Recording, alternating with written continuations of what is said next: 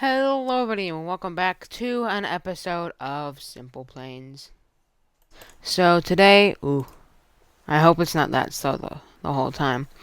Today I'm going to be showing you the planes that that I've built. So as you can see here, this is the Boeing 727. I mean, I guess that's one way to say it. Unlike the other planes, the other planes that I've built, this 727 has a takeoff speed of 200, whereas normally the takeoff speed would be 170 miles an hour. Now, this is the first time I'm recording a Simple Planes episode. If you like it, let me know, because, I don't know, it might be hard to,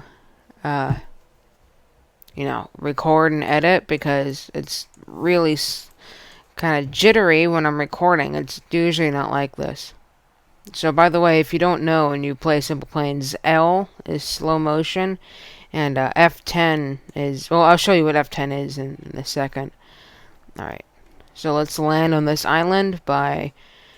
I like to call it my immediate landing technique, where you launch a parachute. And this isn't the only parachute on the plane, on this 727. Now, the official 727 doesn't actually have parachutes. So, moving on, after the 727 is the 737, as you can see. And very similar to the 737, this is the 737 MAX. And the MAX 8 is a lot faster, because normally the other planes peak at around 420. I mean, it struggles to even get up there. Moving on, this is the 747-4. As you can see, the iconic hump right here. I like to call it the plane bubble. I don't know why. This plane actually also has a different takeoff speed at 140 miles an hour. But like I said, with the MAX, that going up to 400 isn't normal, because right here I'm struggling to go over to 400 miles an hour. I did make the Dash 8, but it's not very different. So I'm going to move on to the 787. This is one of my favorite planes, with the Nat Air private painting that I made. Now, if the real thing, which there is none, I wish there was, but if I made a real thing, then it wouldn't be yellow, because yellow is disgusting. I don't care what you say. You mistake! Oh, that was a Ryanair landing. Moving on, I have the A340, and similar to the 737 MAX, this is like fast, and it's a long boy. 'Tis long, and as you can see, this plane can land just about anywhere. I said just about anywhere. Just about anywhere. Now that's a Ryanair landing. As you see, we sustained just a little bit of damage to the wings, but, nothing too extreme. You can always take off again if we want to. As you can see by this beautiful takeoff that we're having right here. This is a gorgeous takeoff. Nothing is going wrong at all. Nope. No problems at all. Another failure from the factories of Airbus is the A380. Production is stopping, I think, this year, which is 2020.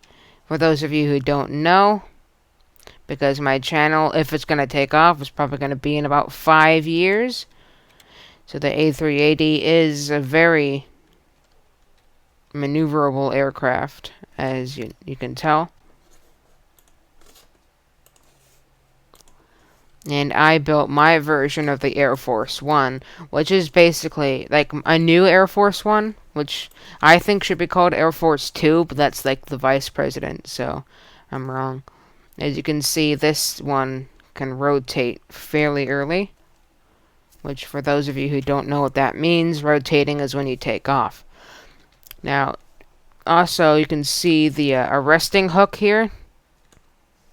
So if you want to land your Boeing 747 on an aircraft carrier, you can. Also, if there's an attack, you can evasive maneuvers and flares. Now, there's a lot of airplanes. Okay, I don't care. DC-10. There we go.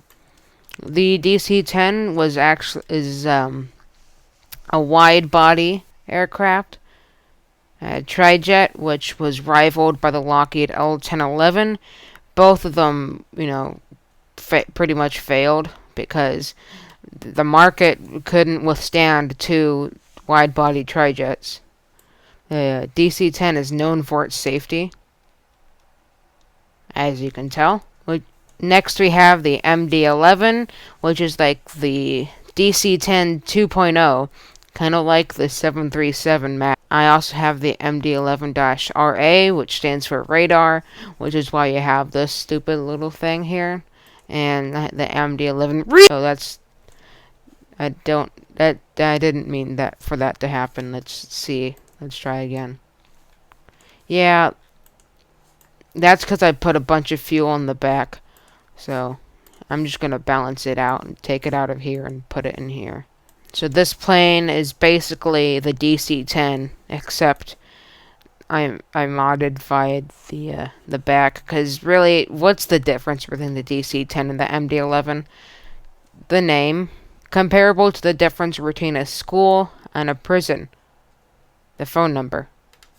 As you can see, it's coming down now. But yeah, the refueling rod is down, as you can see. And another thing is down is the MD-11. As you can also see, it's going down. Yeet! Next is we have the regional line of my jets, which is a lot of them. All of these are my design. I'm not going to fly most of them because they all fly the same, basically. Is the RJ-10. Moving on is the RJ-20, which is the RJ-10 with modified landing gear. Then we have the RJ-21, which I don't know what the difference is other than the paint job. Moving on is the RJ-30, which is based off of the Avro RJ, or the BAE 146, whichever you like to call it. Then we have the 30-MA, which stands for male. I built this to land on the aircraft carriers for male. You have the RJ-31, which is the same as the RJ-30, except two less engines. The RJ-32, which is like based off of the RJ-30, except a weird engine. And the RJ-32-M, which stands for military. As you can see, the fuselage is whack, and it has bombs. Oh yeah, and its engines go down. So, which is supposed to be for short takeoff. It doesn't work for landing because it's really unstable in this mode. But it's supposed to be for short takeoff, but the takeoff is not that short. As you can see, it takes off at 100 miles per hour, which the other version, which you're going to see later, took off at 80 miles per hour. Next is the RJ-32-MA. It's the male, except it's the RJ-32 version, and you see the propellers here, which I like better. The MA-X, which has floating wing, which is again based off of the ones that land on the aircraft carrier, except the propellers don't actually fold. This plane should be capable of vertical takeoff. Yeah, there we go. As you see, rotating at 3 miles an hour, but doesn't work very well, as you can tell. Here is the RJ32-MA-X2, which is basically the same thing as the last one, except it doesn't do vertical takeoff and landing because it's not stoop. As you can see, you can take off like this, which is not a good idea. So let's bring the wings back before we rotate. I said rotate. Rotate. Rotate. First try. Flawless. Bringing the RJ line into a conclusion, even though there's still a lot left, the RJ32-MI, which is based off of the RJ32-M, except instead of a whack cockpit, it has 8 missiles on it, and I think the angle of attack on the spinny engines is a lot more. I don't remember where we were last. I think, yeah, the RJ32-MI. Next is the RJ32-P, which is now it's not a military aircraft anymore. It's actually a civilian regional jet.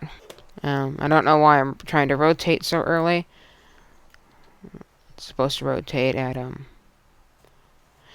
I made it the America colors because the American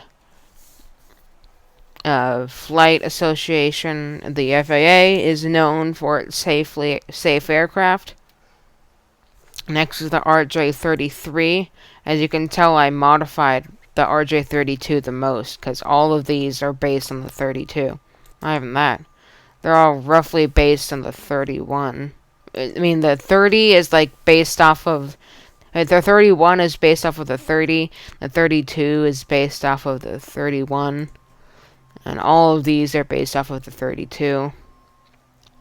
This is our 33, which is based off of the 32-P. As you can see, there's very little difference, except this aircraft is extremely unstable. And I would not recommend being on this aircraft ever. Because as soon as you press the W key, the plane loses its stability. Moving on, we have the 33... we have the 34, which I painted the experimental colors because just like the 33, it's very unstable. And the only difference really is the paint scheme and the color of the... I just said that. The paint scheme and the size or diameter of the propellers. Next we have the 35-M, which is the last aircraft for today. It is, it looks like it's based off of the earlier ones, but actually those are based off of this one. Even though this one carries less bombs. But this one was the first aircraft that I built that had the rotating engines, and this one can rotate at like 90 miles an hour, which I would say is pretty impressive. And actually, I'm going to keep it at this, but as you can see, it's rotating like a lot, even though I'm doing rudder and roll in the opposite direction. I'll pull a trick up my sleeve. Oh yeah, and this one has air brakes, which is new.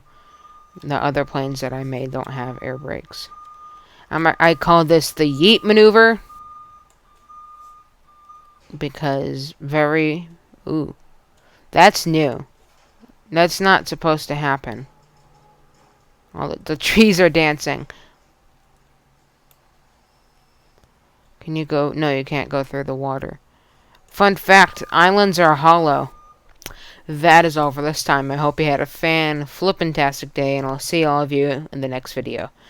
Before I yell goodbye and destroy your ears, please let me know if you liked this video by liking, subscribing, and typing it in the comment section below.